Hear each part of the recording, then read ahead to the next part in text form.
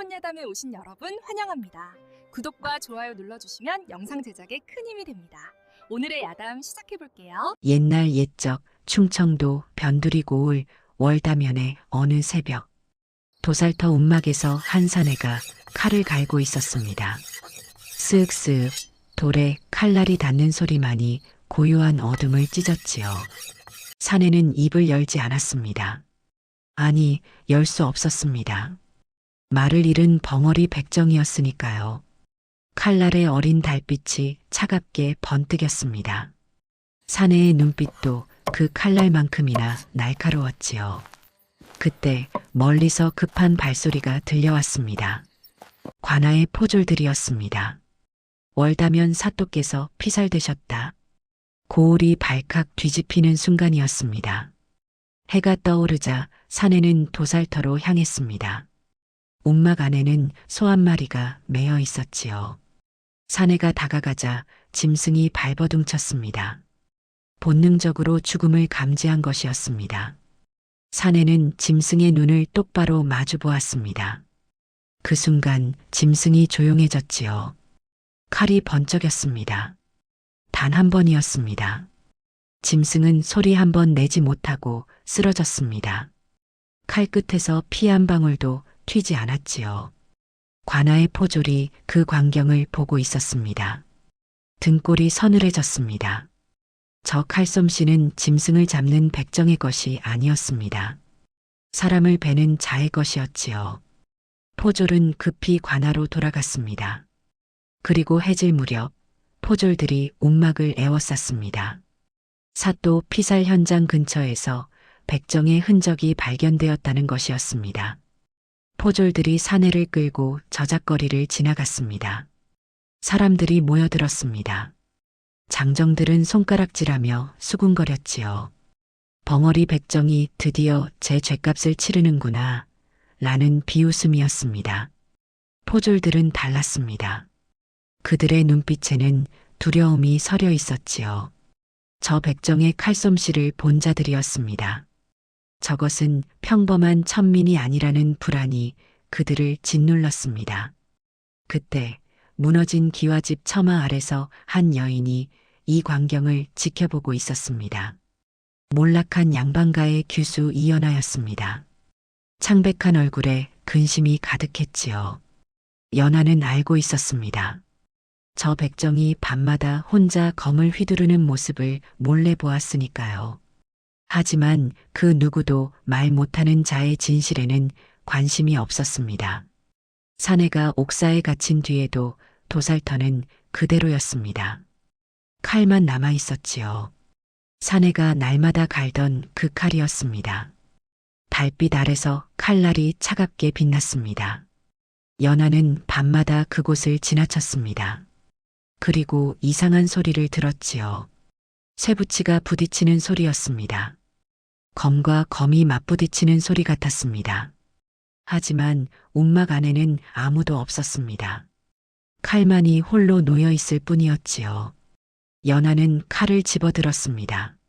무게가 이상했습니다. 도사룡 칼치곤 너무 가벼웠지요. 균형이 완벽했습니다. 마치 전장에서 쓰는 군도 같았습니다. 연하의 가슴이 두근거렸습니다. 저 백정에게는 분명 숨겨진 무언가가 있었습니다. 사흘전 밤이었습니다.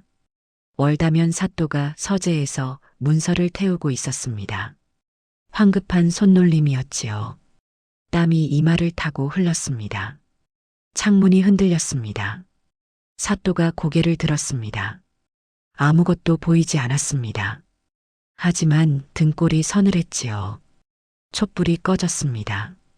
어둠 속에서 검이 번뜩였습니다. 사또는 비명조차 지르지 못했습니다. 칼이 정확히 심장을 관통했지요. 단 한 번이었습니다. 살인자는 창문으로 사라졌습니다. 흔적도 남기지 않았습니다. 새벽녘 하인의 비명이 관아를 뒤흔들었습니다. 포졸 두목이 현장으로 달려왔습니다. 시신을 보더니 이상하게도 미소를 지었지요. 도살터를 수색하라. 명령이 떨어졌습니다. 그리고 움막 근처에서 핏자국이 발견되었습니다. 포졸들이 움막을 포위했습니다. 안에서는 사내가 평소처럼 칼을 갈고 있었습니다. 포졸들이 들이닥쳤지요. 내 놈, 사또를 죽였구나. 포졸들이 칼을 뽑았습니다. 10명이 넘었지요. 사내는 칼을 내려놓았습니다. 그리고 두 손을 들었습니다. 포졸 두목이 다가왔습니다. 사내의 눈을 들여다보았지요. 순간 등골이 오싹했습니다. 저 눈빛은 순한 백정의 것이 아니었습니다. 자신을 포함한 이 자리의 모든 포졸을 순식간에 제압할 수 있다는 확신이 서렸습니다. 하지만 사내는 움직이지 않았습니다. 오히려 스스로 포승줄에 손목을 내밀었지요. 포졸 두목이 미간을 찌푸렸습니다. 뭔가 잘못되고 있었습니다. 이 사내는 희생양으로 너무 위험했지요. 옥에 가둬라. 누구도 접근하지 못하게 하라. 사내가 끌려갔습니다. 저작거리를 지나며 사람들이 손가락질했습니다. 연하가 멀리서 이 광경을 보았습니다. 주먹을 꽉 쥐었지요. 눈물이 흘렀습니다. 한밤중 옥사 간수가 갑자기 쓰러졌습니다. 술 한 잔 마시지 않았는데 코를 골며 바닥에 널브러졌지요. 마치 보이지 않는 손이 그의 목덜미를 친 것처럼 말입니다. 철창 앞에 그림자가 나타났습니다. 노승이었습니다. 낡은 장삼에 삿갓을 쓴 늙은 중이었지요. 하지만 발소리는 전혀 들리지 않았습니다.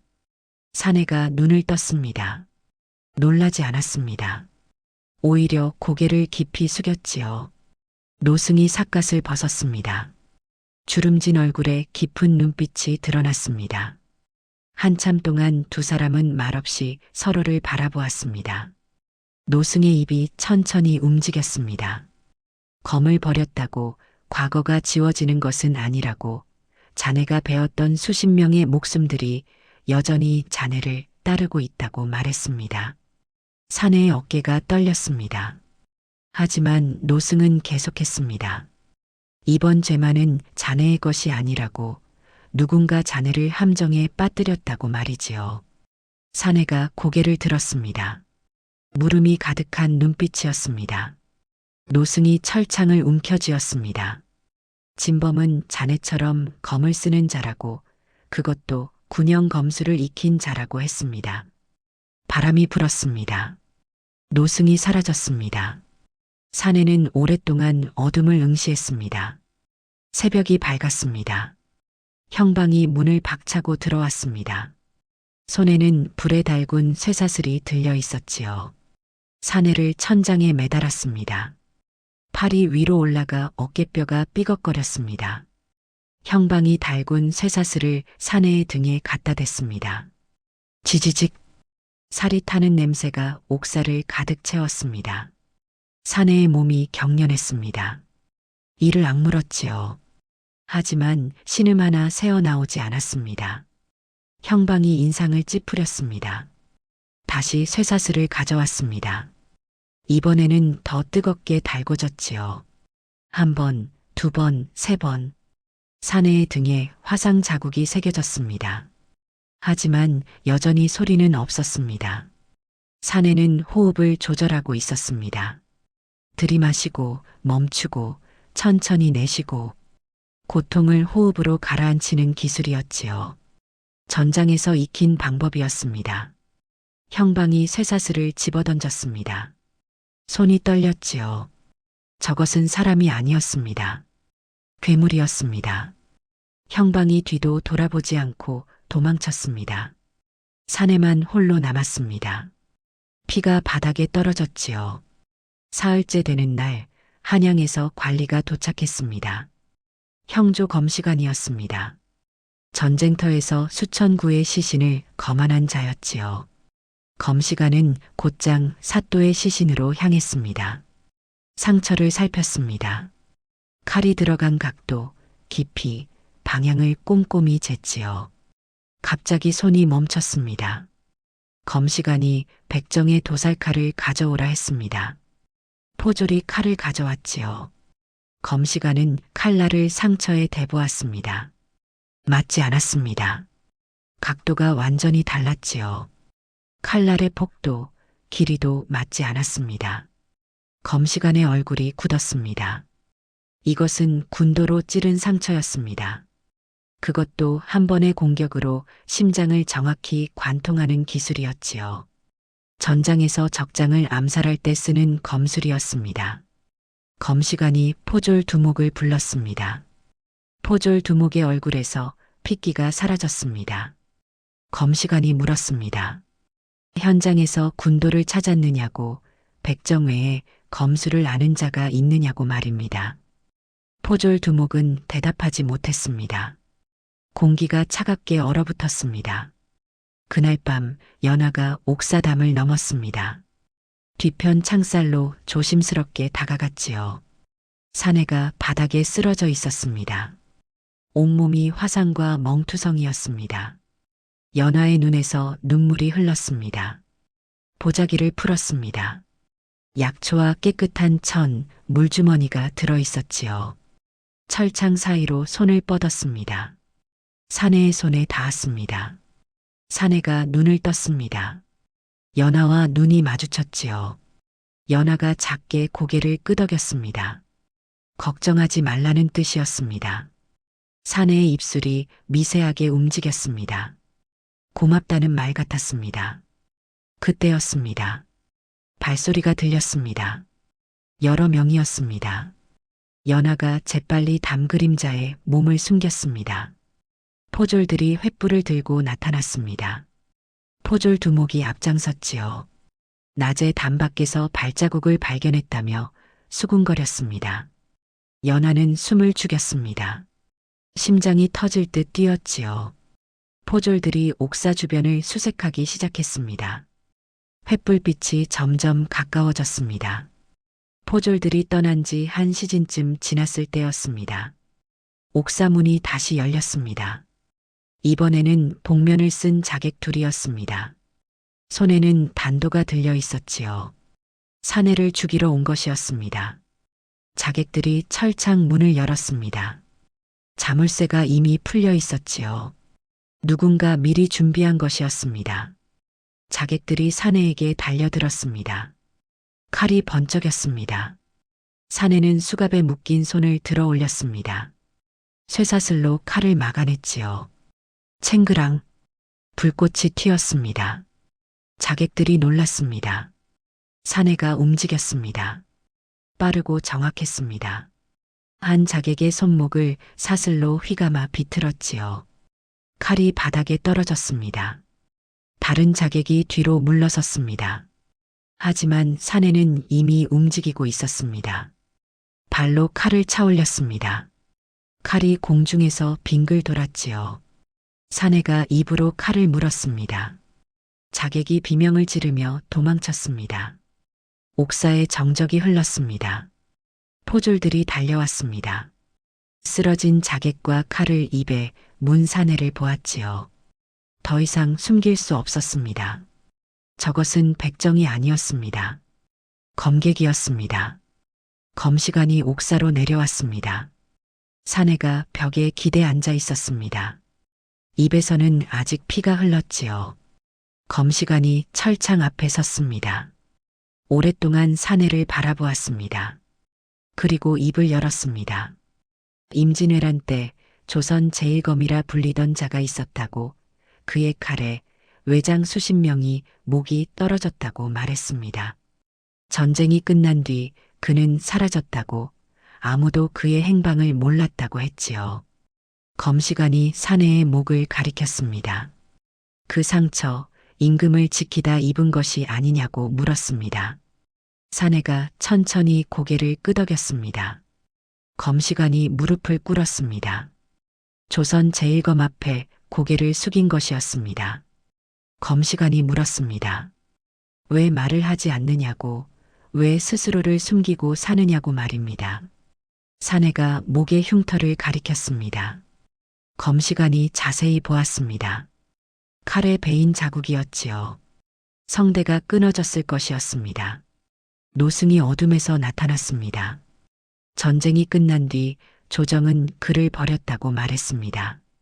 너무 많은 피를 묻힌 검은 평화로운 시대에 어울리지 않는다고 여긴 것이었지요. 사내는 스스로 선택했습니다. 말을 버리고 이름을 버리고 검을 버렸습니다. 다시는 사람을 베지 않기로 맹세한 것이었습니다. 검시관이 사또의 서재를 뒤졌습니다. 숨겨진 문서를 찾아냈지요. 포졸 두목의 진짜 정체가 적혀 있었습니다. 전쟁 중 왜군에게 군량미를 팔아넘긴 반역자였습니다. 사또가 이를 알아내고 한양에 고발하려 했던 것이었지요. 그래서 포졸 두목이 사또를 죽인 것이었습니다. 검시관이 포졸들을 불렀습니다. 포졸 두목을 체포하라고 명령했습니다. 하지만 포졸 두목은 이미 사라진 뒤였습니다.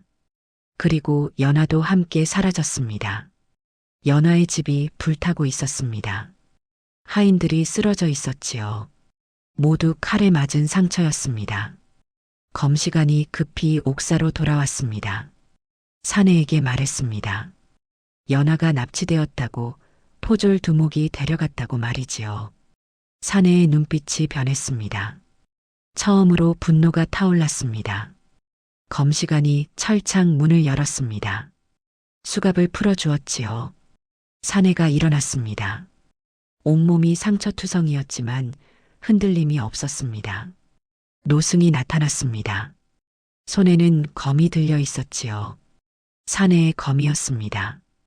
오래전 두고 떠났던 그 검이었습니다. 사내가 검을 받아들었습니다. 10년 만이었습니다. 달이 떠올랐습니다. 사내가 산속으로 향했습니다. 포졸 두목의 은신처를 알고 있었지요. 옛 군영터였습니다. 전쟁 때 쓰던 병영이 폐허로 남아 있었습니다. 사내가 검을 뽑았습니다. 칼날이 달빛에 반짝였습니다. 10년 동안 검을 들지 않았지만 손은 기억하고 있었습니다. 검을 휘둘렀습니다. 바람이 갈라졌습니다. 조선 제1검이 돌아온 것이었습니다. 폐허 안에 연화가 묶여 있었습니다. 포졸 두목과 부하 5명이 칼을 들고 서 있었지요. 사내가 나타났습니다. 포졸 두목이 비웃었습니다. 벙어리 백정 주제에 검을 들었다고 6명을 상대할 수 있겠느냐고 말했습니다. 사내는 대답하지 않았습니다. 검을 들어 올렸을 뿐이었지요. 포졸들이 달려들었습니다. 사내가 움직였습니다. 번개처럼 빨랐습니다. 첫 번째 포졸의 칼이 날아갔습니다. 두 번째 포졸이 쓰러졌지요. 단 2번의 칼질이었습니다.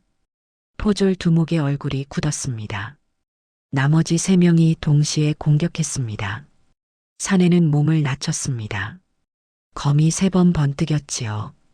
3명 모두 칼을 놓쳤습니다. 이제 포졸 두목만 남았습니다. 2 사람이 마주 섰습니다. 포졸 두목이 칼을 휘둘렀습니다. 군용 검술이었지요. 빠르고 정확했습니다. 하지만 사내는 더 빨랐습니다. 칼이 1번 스쳤습니다. 포졸 두목의 칼이 2 동각 났습니다. 사내의 검이 포졸 두목의 목에 닿았습니다. 모든 게 끝났습니다. 새벽이 밝았습니다. 사내가 연화를 업고 돌아왔습니다. 검시관이 기다리고 있었지요. 포졸 두목의 시신과 부하들이 포승줄에 묶여 끌려왔습니다. 고을 사람들이 모여들었습니다. 검시관이 모든 진실을 밝혔습니다. 벙어리 백정이 누명을 썼다고 진짜 범인은 포졸 두목이었다고 말했습니다. 그리고 사내의 진짜 정체를 밝혔습니다. 조선 제1검이라고 나라를 구한 영웅이라고 말이지요. 사람들이 술렁거렸습니다. 그제서야 밤마다 들리던 검소리, 도살칼의 정확한 솜씨, 고통을 견디는 호흡법, 모든 것이 설명되었습니다. 노승이 사내의 어깨를 두드렸습니다. 이제 자유롭게 살라고 더 이상 과거에 묶이지 말라고 했습니다. 보름이 지났습니다. 한양에서 관리가 내려왔습니다. 임금의 명이 담긴 교지를 들고 온 것이었지요. 사내에게 벼슬을 내린다고 했습니다. 포상금과 함께 한양으로 올라오라는 명이었습니다. 사내는 고개를 저었습니다. 교지를 받지 않았습니다. 대신 연하의 손을 잡았습니다. 검시관이 물었습니다. 어디로 가겠느냐고 말입니다. 사내는 대답하지 않았습니다. 다만 남쪽을 가리켰지요. 그날 밤 두 사람은 고을을 떠났습니다. 아무도 그들이 어디로 갔는지 알지 못했습니다. 세월이 흘렀습니다. 월다면에는 전설이 생겼습니다. 벙어리 백정이 사실은 조선 제1검이었다는 이야기였지요. 사람들은 말했습니다. 진정한 영웅은 말이 필요 없다고 행동으로 보여준다고 말입니다. 어느 날 강가에서 한 사내가 검을 던지는 것을 본 사람이 있었습니다. 검이 물속으로 가라앉았지요. 사내 옆에는 여인이 서 있었습니다. 두 사람은 손을 잡고 걸어갔습니다. 뒤돌아보지 않았습니다. 옛말에 사필기정이라는 말이 있습니다. 모든 일은 반드시 바른 대로 돌아간다는 뜻이지요. 아무리 억울한 누명을 쓰더라도 진실은 반드시 밝혀지고 아무리 교묘하게 숨겨도 악행은 반드시 드러나는 법입니다. 말없는 백정은 끝까지 침묵했지만 진실이 그를 대신해 말했습니다. 세월이 흘러 사람들은 잊었지만 남쪽 어느 고을에 또다시 벙어리 백정이 나타났다는 소문이 들렸습니다. 그가 진짜 조선 제1검인지는 아무도 알 수 없었습니다. 다만 그의 칼솜씨가 귀신 같다는 것, 그리고 그의 눈빛이 누구보다 평온하다는 것만은 확실했습니다.